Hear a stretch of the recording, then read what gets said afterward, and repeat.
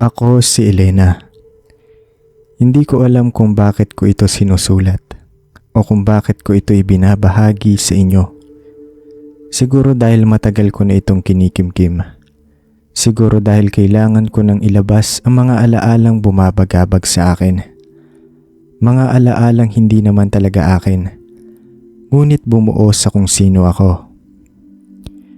Kwento ito ng aking mga magulang. Kwento ito ng pag-ibig, tapang at ng isang laban na hindi nila hiniling. Kwento ito ng mga aswang. Hindi ko sila lubos na nakilala dahil maaga silang kinuha sa akin. Ngunit ang kwento nila ay paulit-ulit na isinasalaysay sa akin ng aking lola, ang nanay ng aking ama. Bawat detalye, bawat pangyayari, bawat takot, tinanim sa aking isipan. Ito ang kwento ni Lando, ang magsasakang ulila. Ito din ang kwento ni Clara at Miguel, ang mag-asawang sinubok ng tadhana. At sa kaibuturan nito, ito ang kwento ng isang mutya. Handa na ba kayo? Si Lando ay isang lalaking matipuno at malakas. Kilala sa buong baryo ng San Vicente dahil sa kanyang sipag at dedikasyon sa kanyang pamilya. Mahal na mahal niya ang kanyang asawang si Celia at ang kanilang anak na si Pepe. Simpleng buhay, masaya at puno ng pagmamahalan. Ngunit ang payapang buhay na iyon ay biglang naglaho sa isang gabing puno ng lagim. Isang gabi sinalakay sila ng mga aswang. Hindi nakayanan ni Lando ang dami ng mga halimaw. Nasaksihan niya ang pagpatay sa kanyang asawa at anak. Ang dating masiyahing puso niya ay napuno ng puot at paghihiganti. Nagluksa si Lando ng ilang araw. Ngunit ang kanyang pagluluksa ay hindi nagtagal. Ang galit ang nagtulak sa kanya para kumilos. Ginawa niyang sandata ang kanyang galit.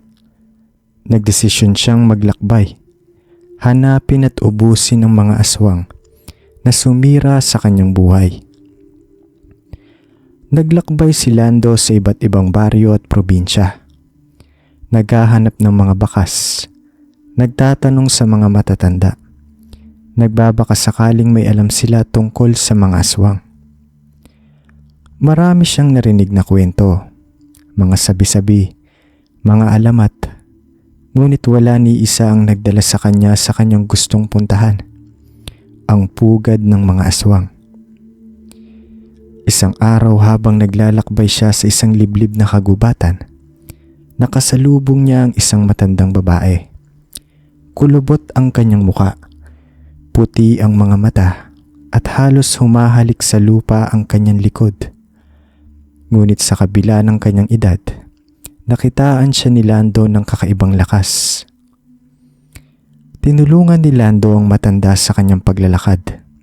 Bilang pasasalamat, sinabi ng matanda kay Lando, "Alam ko ang iyong hinahanap, anak. Alam ko ang iyong dinadalang pasakit. Alam kong gusto mong maghigante." Nagulat si Lando. Paano nalaman ng matandaan tungkol sa kanya? Ngunit hindi na niya nagawang magtanong pa. "Meron akong ibibigay sa iyo," patuloy ng matanda. "Isang mutya. Hindi ito basta-basta hiyas. Ito ay may kapangyarihang protektahan ka laban sa mga aswang. Ito rin ay magbibigay sa iyo ng lakas para labanan sila." Inabot ng matanda kay Lando ang isang maliit na bato. Hindi ito kumikinang. Hindi rin ito kaakit-akit. Ngunit nang mahawakan ito ni Lando, nakaramdam siya agad ng kakaibang enerhiya. Parang may dumaloy na kuryente sa kanyang katawan. "Gamitin mo ito ng wasto, anak," bilin ng matanda. "Hindi ito laruan. Ito ay isang responsibilidad." Nagpasalamat si Lando sa matanda at nagpatuloy sa kanyang paglalakbay. Sa tulong ng mutya, mas naging madali para sa kanya na hanapin at labanan ng mga aswang. Ang mutya ang nagbabala sa kanya kung may malapit na aswang. Ang mutya ang nagbigay sa kanya ng lakas para lumaban. Marami siyang napatay na aswang. Bawat isa sa kanila ay nagdulot sa kanya ng kapanatagan. Ngunit alam niyang hindi pa tapos ang laban. Alam niyang hindi pa niya nahahanap ang pinuno, ang utak sa likod ng lahat. Isang gabi naharap ni Lando ang pinakamalaking grupo ng aswang na nakita na niya dati. Napapalibutan siya. Marami sila. Ngunit hindi siya natakot. Hawak niya ang mutya. Nagsimula ang laban. Naging marahas, naging madugo.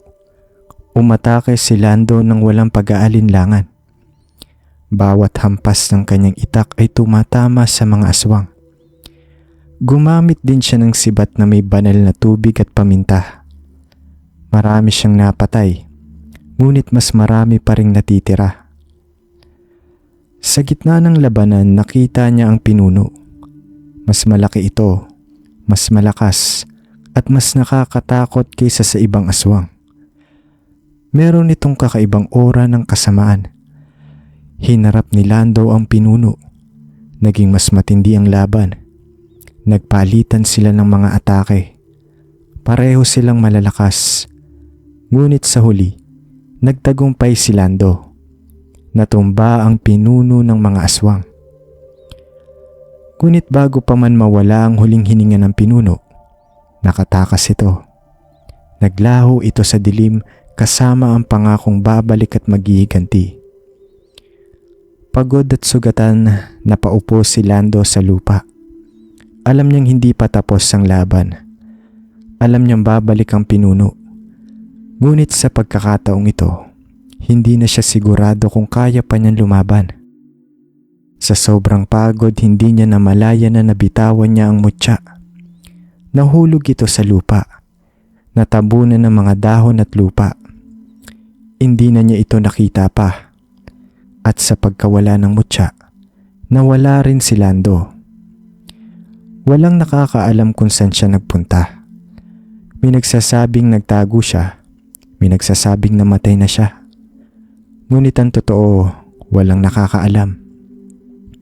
Ang alam lang nila na iwan ni Lando ang isang mundo na puno pa rin ng mga aswang. At ang mutya nawala at naghihintay na muling matagpuan. Lumipas ang mga taon. Nagbago ang mundo. Nalimutan na ng marami ang tungkol kay Lando at sa kanyang laban. Ngunit hindi ang mga aswang. Hindi nila nakalimutan ang mutya. Sa parehong baryo ng San Vicente kung saan nagsimula ang lahat, mayroong mag-asawang nagngangalang Clara at Miguel. Simpleng magsasaka rin sila. Mahal nila ang isa't isa. Masaya sila sa kanilang buhay. Isang araw habang nagbubungkal si Miguel ng lupa sa kanilang bukid, may nakita siyang kakaibang bato. Maliit ito, hindi kumikinang, ngunit may kakaiba itong itsura. Kinuha niya ito at ipinakita kay Clara. Ano kaya ito? Tanong ni Miguel. Tiningnan ni Clara ang bato. Hindi rin niya alam kung ano ito, ngunit may kakaiba siyang nararamdaman. Parang may koneksyon siya sa bato. Hindi ko din alam, sagot ni Clara. Pero parang may nagtutulak sa akin para itago ko ito. Itinago ni Clara ang bato sa kanilang bahay. Simula noon, nagsimula silang makaranas ng mga kakaibang pangyayari.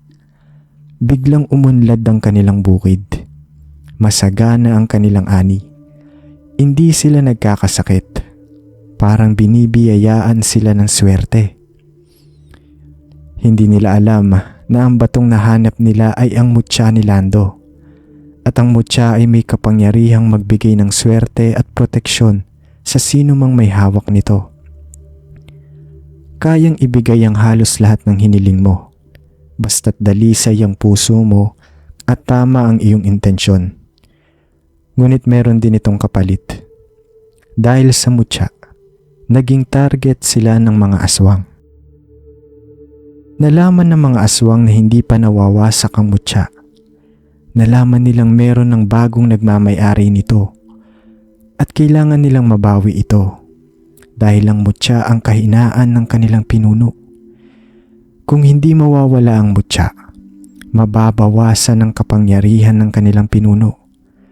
At kung walang kapangyarihan ng kanilang pinuno, magigiba ang kanilang kaharian. Sinimulan ng mga aswang na tugisin si Clara at Miguel. Gabi-gabi naririnig nila ang mga kakaibang ingay sa kanilang paligid. Nakakakita sila ng mga anino na gumagalaw sa dilim. Nararamdaman nila ang presensya ng kasamaan. Hindi alam ni Clara at Miguel kung bakit sila tinutugis. Hindi nila alam ang tungkol sa mutya. Hindi nila alam ang tungkol sa mga aswang. Basta ang alam lang nila, may masamang nagtatangka sa kanilang buhay. Isang gabi sinalakay ng mga aswang ang kanilang bahay. Marami sila. Mas marami kaysa noong sinalakay nila ang bahay ni Lando.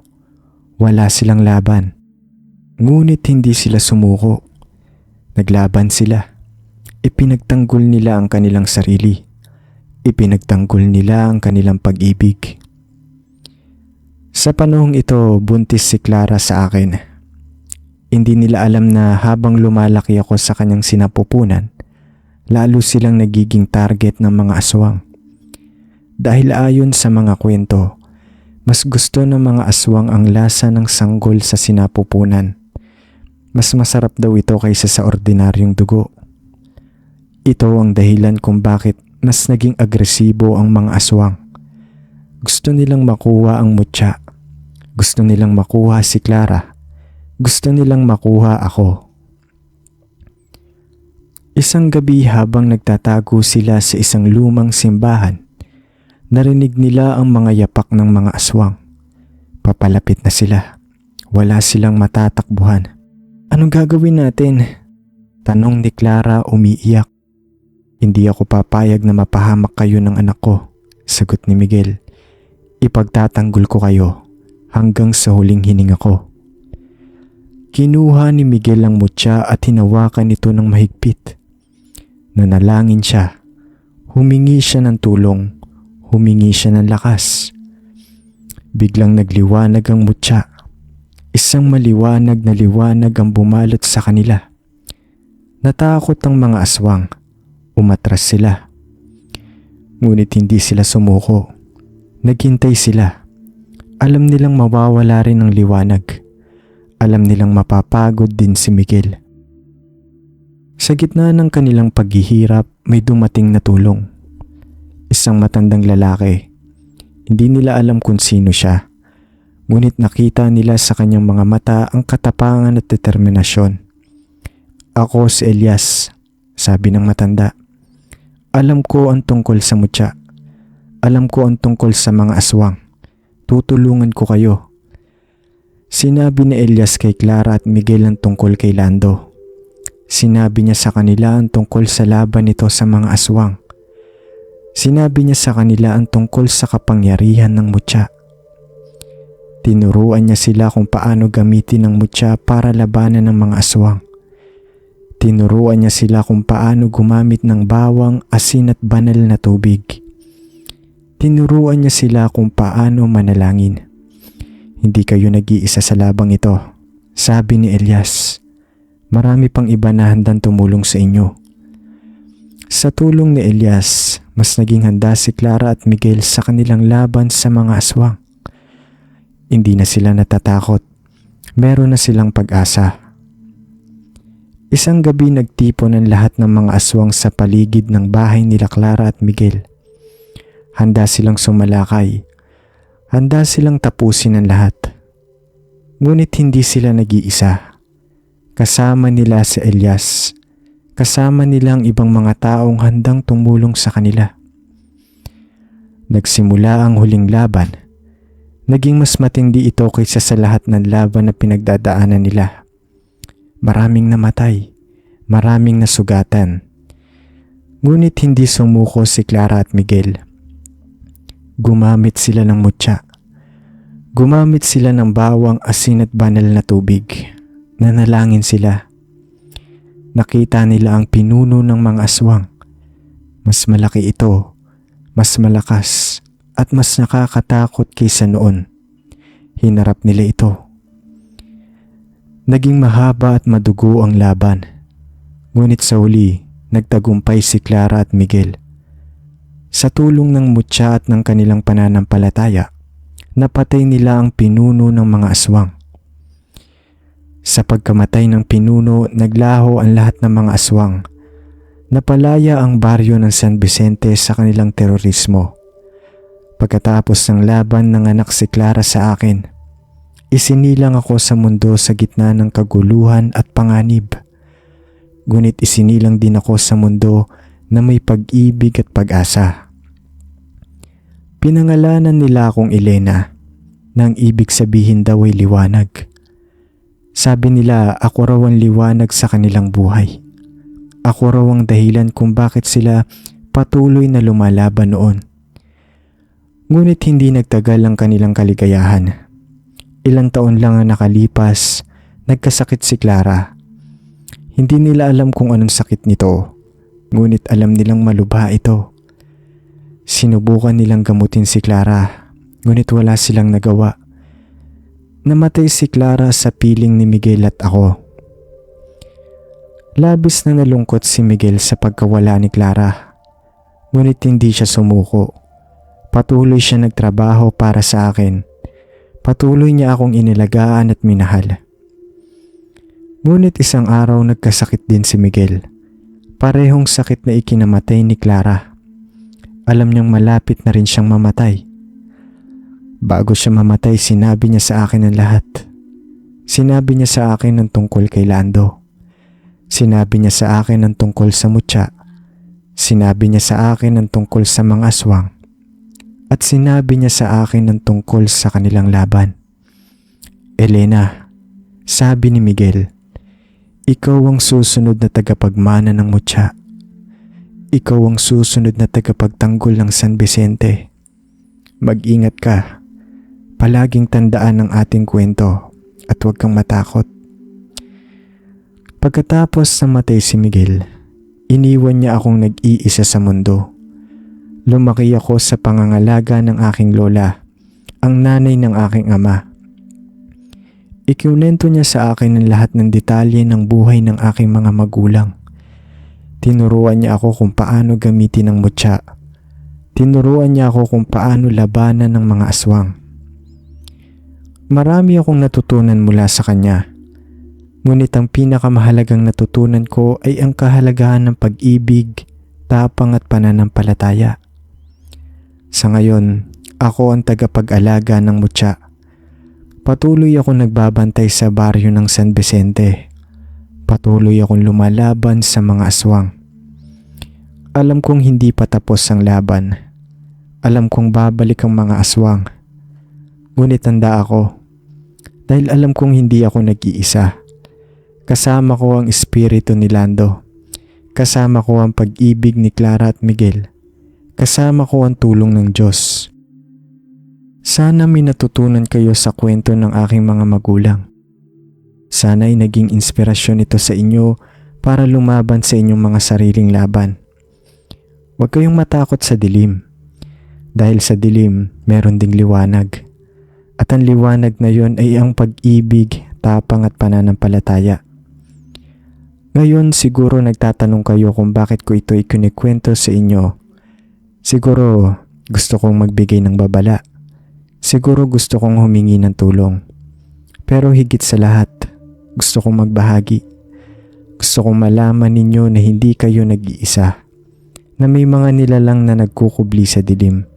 Handang manakit at manira. Pero meron ding pag-asa. Meron din liwanag. Ang mutya, hindi ko alam kung nasaan ito ngayon. Matagal lang nawala sa akin. Nawala ito sa isang laban. Katulad ng nangyari kay Lando. Ngunit naniniwala ako na balang araw may makakakita ulit nito. At kapag nangyari yon, sana gamitin niya ito sa tama. Sana ay gamitin niya ito para sa kabutihan. Kaya mag-ingat kayo. Magmasid sa inyong paligid.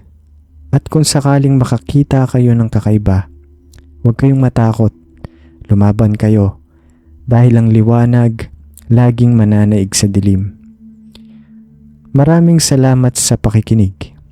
Ako si Elena, hanggang sa muli.